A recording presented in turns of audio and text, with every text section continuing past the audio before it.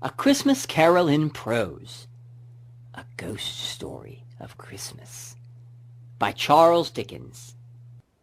Abridged and read by Nathan Rogers. Stave 1. Marley's Ghost. Marley was dead, to begin with. There is no doubt whatever about that. The register of his burial was signed by the clergyman, the clerk, the undertaker, and the chief mourner. Scrooge signed it, and Scrooge's name was good upon change for anything he chose to set his hand to. Old Marley was as dead as a doornail. Mind, I don't mean to say that I know of my own knowledge what there is particularly dead about a doornail. I might have been inclined myself to regard a coffin nail as the deadest piece of ironmongery in the trade. But the wisdom of our ancestors is in the simile, and my unhallowed hand shall not disturb it, or the country's done for. You will therefore permit me to repeat, emphatically, that Marley was as dead as a doornail. Scrooge knew that he was dead. Of course he did. How could it be otherwise? Scrooge and he were partners for I don't know how many years. Scrooge was his sole executor, his sole administrator, his sole assign, his sole residuary legatee, his sole friend, and sole mourner. And even Scrooge was not so dreadfully cut up by the sad event, but that he was an excellent man of business on the very day of the funeral, and solemnized it with an undoubted bargain. The mention of Marley's funeral brings me back to the point that I started from. There is no doubt that Marley was dead. This must be distinctly understood, or nothing wonderful can come of the story that I am going to relate. Scrooge had never painted out Marley's name, so there it stood, years afterwards, above the warehouse door, Scrooge and Marley. The firm was known as Scrooge and Marley, and sometimes people new to the business called Scrooge Scrooge, and sometimes Marley. He answered to both names. It was all the same to him. Oh, but he was a tight-fisted hand at the grindstone, Scrooge. A squeezing, wrenching, grasping, scraping, clutching, covetous old sinner, hard and sharp as flint from which no steel had ever struck out generous fire, secret and self-contained and solitary as an oyster. The cold within him froze his old features, nipped his pointed nose, shriveled his cheeks, stiffened his gait, made his eyes red and thin lips blue, and spoke out shrewdly from his grating voice. A frosty rime was on his head and on his eyebrows and on his wiry chin. He carried his own low temperature with him always, and he iced his office in the dog days and didn't thaw it 1 degree at Christmas. Nobody ever stopped him on the street to say with gladsome looks, "My dear Scrooge, how are you? When will you come to see me?" No beggars implored him to bestow a trifle. No children asked him what it was o'clock. No man or woman ever once in all his life inquired the way to such and such a place of Scrooge. But what did Scrooge care? It was the very thing he liked, to edge his way along the crowded paths of life, warning all human sympathy to keep its distance. Once upon a time, of all of the good days of the year, on Christmas Eve, old Scrooge sat busy in his counting-house. The door of the counting-house was open, that he might keep his eye upon his clerk, who, in a dismal little cell beyond, a sort of tank, was copying letters. Scrooge had a very small fire, but the clerk's fire was so much smaller that it looked like one coal. But he couldn't replenish it, for Scrooge kept the coal-box in his own room, and so surely as the clerk came in with the shovel, the master predicted that it would be necessary for them to part. Wherefore the clerk put on his white comforter and tried to warm himself at the candle, in which effort, not being a man of strong imagination, he failed. "A Merry Christmas, Uncle! God save you!" cried a cheerful voice. It was the voice of Scrooge's nephew. "Bah!" said Scrooge. "Humbug!" "Christmas? A humbug, Uncle?" said Scrooge's nephew. "You don't mean that, I'm sure." "I do," said Scrooge. "Merry Christmas! What right have you to be merry? What reason have you to be merry? You're poor enough." "Oh, come then," returned the nephew gaily. "What right have you to be dismal? What reason have you to be morose? You're rich enough." Scrooge, having no better answer ready at the spur of the moment, said "Bah!" again, and followed it up with "Humbug!" "Oh, don't be cross, Uncle," said his nephew. "What else can I be," returned the uncle, "when I live in such a world of fools as this? Merry Christmas. Out upon Merry Christmas. What's Christmas time to you but a time for paying bills without money? A time for finding yourself a year older and not an hour richer. A time for balancing your books and finding every item in 'em through a round dozen of months presented dead against you. If I could work my will, said Scrooge indignantly, every idiot who goes about with Merry Christmas on his lips should be boiled with his own pudding and buried with a stake of holly through his heart. He should. Uncle, pleaded the nephew. Nephew, returned the uncle sternly. Keep Christmas in your own way and let me keep it in mine. Keep it? Repeated Scrooge's nephew. But you don't keep it. Let me have it alone, then, said Scrooge. Much good may it do you, much good has it ever done you.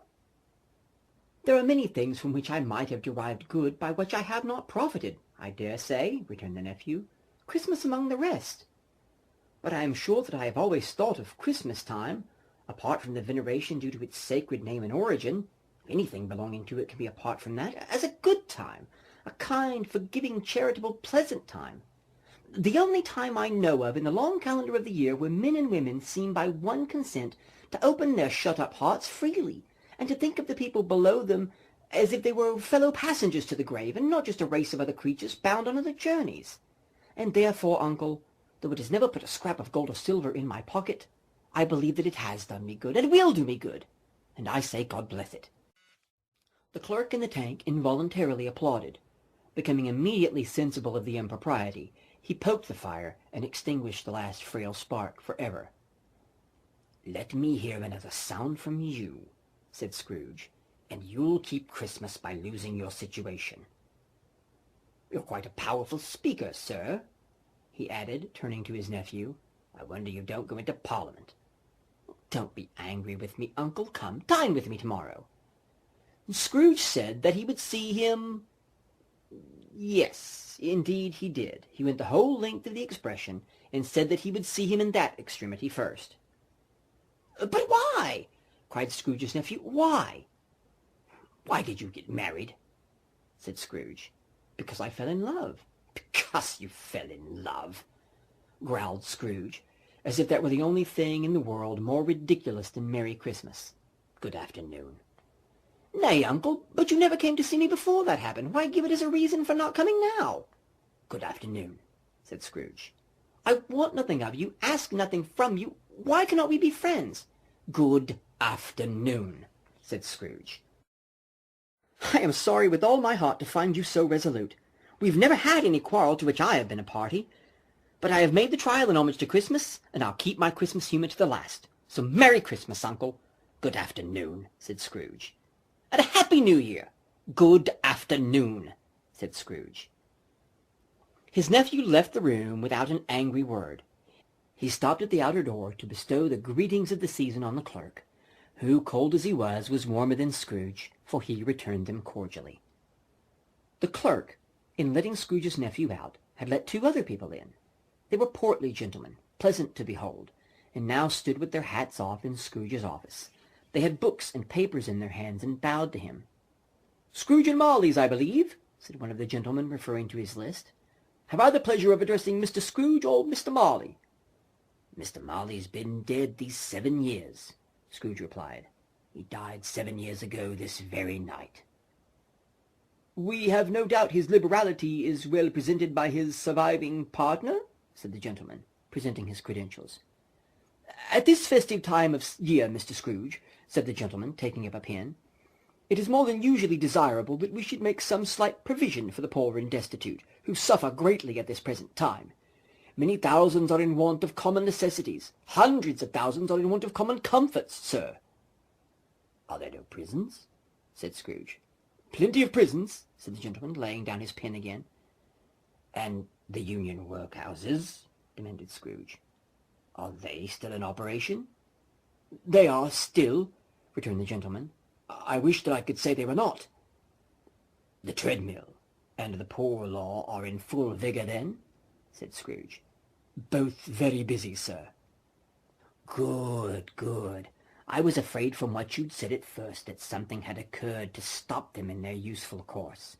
I am very glad to hear otherwise. Under the impression that they scarcely furnish Christian cheer of mind or body to the multitude, returned the gentleman, a few of us are endeavouring to raise a fund to buy the poor some meat and drink and means of warmth. We chose this time because it is a time of all others, when want is keenly felt and abundance rejoices. What shall I put you down for? Nothing, said Scrooge. You wish to remain anonymous? I wish to be left alone, said Scrooge. Since you ask me what I wish, gentlemen, that is my wish. I don't make myself merry at Christmas, and I can't afford to make idle people merry. I help to support the establishments I have mentioned. They cost enough, and those who are badly off must go there. Many can't go there, and many would rather die. If they would rather die, they had better do it and decrease the surplus populations. Besides, excuse me, I don't know that. But you might know it, observed the gentleman. It's not my business, Scrooge returned. It's enough for a man to understand his own business and not interfere with other people's. Mine occupies me constantly. Good afternoon, gentlemen. Seeing clearly that it was useless to pursue their point, the gentleman withdrew. Outside, the brightness of the shops, where holly sprigs and berries crackled in the lamp heat of the windows, made pale faces ruddy as they passed. Poulterers' and grocers' trades became a splendid joke, a glorious pageant, with which it was next to impossible to believe that such dull principles as bargain and sale had anything to do. At length, the hour of shutting up the counting-house arrived. With an ill will, Scrooge dismounted his stool, and tacitly admitted the fact to the expectant clerk in the tank, who instantly snuffed his candle out and put on his hat. You'll want the whole day tomorrow, I suppose, said Scrooge. If it's convenient, sir. It's not convenient, said Scrooge. It's not fair. If I was to stop half a crown for it, you'd think yourself ill-used, I'll be bound. The clerk smiled faintly. And yet, said Scrooge, you don't think me ill-used for paying a day's wages for no work. The clerk observed that it was only once a year. A poor excuse for picking a man's pocket every 25th of December, said Scrooge, buttoning his greatcoat to the chin. But I suppose you must have the whole day. Be here all the earlier the next morning. The clerk promised that he would, and Scrooge walked out with a growl. The office was closed in a twinkling, and the clerk, with the long ends of his white comforter dangling below his waist, for he boasted no greatcoat, went down the slide on Cornhill at the end of a lane of boys 20 times in honor of it being Christmas Eve, and then ran home to Camden Town as hard as he could pelt to play at blind man's buff. Scrooge took his melancholy dinner in his usual melancholy tavern, and having read all the newspapers, and beguiled the rest of the evening with his banker's book, he went home to bed. He lived in chambers that had once belonged to his deceased partner. They were a gloomy suite of rooms, in a lowering pile of a building, up a yard where it had so little business to be, that one could scarcely help fancying that it must have run there when it was a young house playing hide-and-seek with other houses, and have forgotten the way out again. It was old enough now, and dreary enough, for nobody lived there but Scrooge. Now it is a fact that there is nothing at all peculiar about the knocker on the door, except that it was very large. It is also a fact that Scrooge had seen it night and morning during his whole residence in the place. Also, that Scrooge had as little of what is called fancy about him as any man in the city of London. Let it be borne in mind that Scrooge had not bestowed one thought on Marley since his last mention of his 7 years dead partner that afternoon. And then, let any man explain to me, if he can, how it happened that Scrooge, having his key in the lock of the door, saw in the knocker, without its undergoing any intermediate process of change, not a knocker, but Marley's face. Marley's face. It was not in darkness as the other objects in the yard were, but had a dismal light about it. It was not angry or ferocious, but looked at Scrooge as Marley used to look, with ghostly spectacles turned up on its ghostly forehead. The hair was curiously stirred, as if by breath or hot air. And though the eyes were wide open, they were perfectly motionless. That, and its livid color, made it horrible. But its horror seemed to be in spite of the face, and beyond its control, rather than a part of its own expression. As Scrooge looked fixedly at this phenomenon, it was a knocker again. To say that he was not startled would be untrue, but he put his hand upon the key that he had relinquished, turned it sturdily, walked in, and lighted the candle. He did pause with a moment's irresolution before he shut the door, and he did look cautiously behind it first, as if he half expected to be terrified at the sight of Marley's pigtail sticking out into the hall. But there was nothing on the back of the door except the screws and nuts that held the knocker on, and so he closed it with a bang. The sound resounded through the house like thunder. Every room above and every cask in the wine merchant's cellars below appeared to have a separate peal of echoes of its own. Scrooge was not a man to be frightened by echoes. He fastened up the door, walked across the hall, and up the stairs, slowly too, trimming his candle as he went. Up Scrooge went, but before he shut his heavy door, he walked through his rooms to see that he was all right. He had just enough recollection of the face to desire to do that. Sitting room, bedroom, lumber room, all as they should be. Nobody under the table, nobody under the sofa, a small fire in the grate, spoon and basin ready, and a little saucepan of gruel. Scrooge had a cold in the head, upon the hob. Nobody under the bed, nobody in the closet, nobody in his dressing gown. Lumber room as usual, old fire guard, old shoes, 2 fish baskets, washing stand on 3 legs, and a poker. Quite satisfied, he closed his door and locked himself in. Double locked himself in, which was not his custom. Thus secured against surprise, he took off his cravat, put on his dressing gown and slippers and his nightcap, and sat down before the fire to take his gruel. It was a low fire indeed, nothing on such a bitter night. He was obliged to sit close to it and brood over it before he could extract the least sensation of warmth from the handful of fuel. The fireplace was an old one, built by some Dutch merchant long ago, and paved all around with quaint Dutch tiles, designed to illustrate the Scriptures. There were Cains and Abels, Pharaoh's daughters, queens of Sheba, angelic messengers descending through the air on clouds like feather-beds, Abrahams, Belshazzars, apostles setting off to sea in butter-boats, hundreds of figures to attract his thoughts. And yet that face of Marley, 7 years dead, came like an ancient prophet's rod, and swallowed up the whole. If each smooth tile had been blank at first, with the power to shape some picture on its surface from the disjointed fragments of his thoughts, there would have been a copy of Marley's head on every one. "Humbug!" said Scrooge, and walked across the room.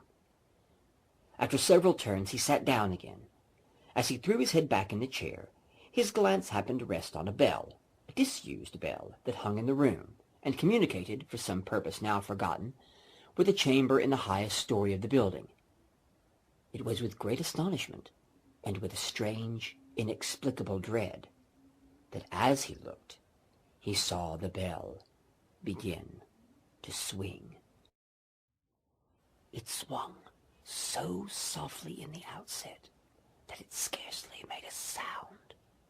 But soon it rang out loudly, and so did every other bell in the house. That might have lasted for half a minute, or a minute, but it seemed an hour. The bells ceased, and they were succeeded by a clanking noise, deep down below, as if some person were dragging a heavy chain over the casks in the wine merchant's cellar. Scrooge then remembered to have heard that ghosts in haunted houses were described as dragging chains,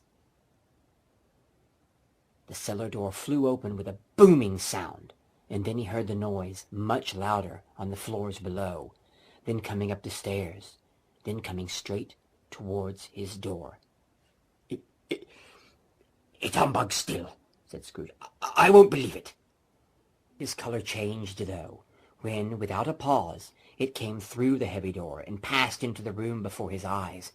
Upon its coming in, the dying flame leapt up as though it cried, "I know him! Marley's ghost!" and fell again. The same face. The very same. Marley, in his pigtail, usual waistcoat, tights, and boots. The chain he drew was clasped about his middle. It was long and wound about him like a tail. It was made, for Scrooge observed it closely, of cash boxes, keys, padlocks, ledgers, deeds, and heavy purses wrought in steel. His body was transparent, so that Scrooge, observing him, and looking through his waistcoat, could see the 2 buttons on his coat behind. "How now?" said Scrooge, caustic and cold as ever. "What do you want with me?" "Much." Marley's voice, no doubt about it. "Who are you?" "Ask me who I was." "Who were you, then?" said Scrooge, raising his voice. "You're particular for a shade." "In life, I was your partner, Jacob Marley." Can you sit down?" asked Scrooge, looking doubtfully at him. "I can." "Do it, then." "You don't believe in me," observed the ghost. "No, I don't." "Why do you doubt your senses?" "Because," said Scrooge, "a little thing affects them. A slight disorder of the stomach makes them cheats. You may be an undigested bit of beef, a blot of mustard, a crumb of cheese, a fragment of underdone potato. There's more of gravy than grave about you, whatever you are. You see this toothpick?" "I do," replied the ghost. "You're not looking at it," said Scrooge. "But I see it," said the ghost. "notwithstanding." "Well," returned Scrooge, "I have but to swallow this to be for the rest of my days persecuted by a legion of goblins, all of my own creation. Humbug, I tell you, humbug!" At this, the spirit raised a frightful cry and shook his chain with such a dismal and appalling noise that Scrooge held on tight to his chair to save himself from falling in a swoon. But how much greater was his horror when, the phantom, taking the bandage off from around his head as if it were too warm to wear indoors, his lower jaw dropped upon his breast. "Mercy," he said. "Dreadful apparition, why do you trouble me?" "Man of the worldly mind," replied the ghost, "do you believe in me or not?" "I do," said Scrooge. "I must. But why do spirits walk the earth, and why do they come to me?"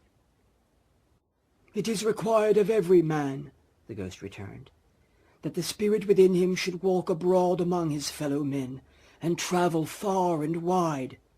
And if that spirit goes not forth in life, it is condemned to do so after death.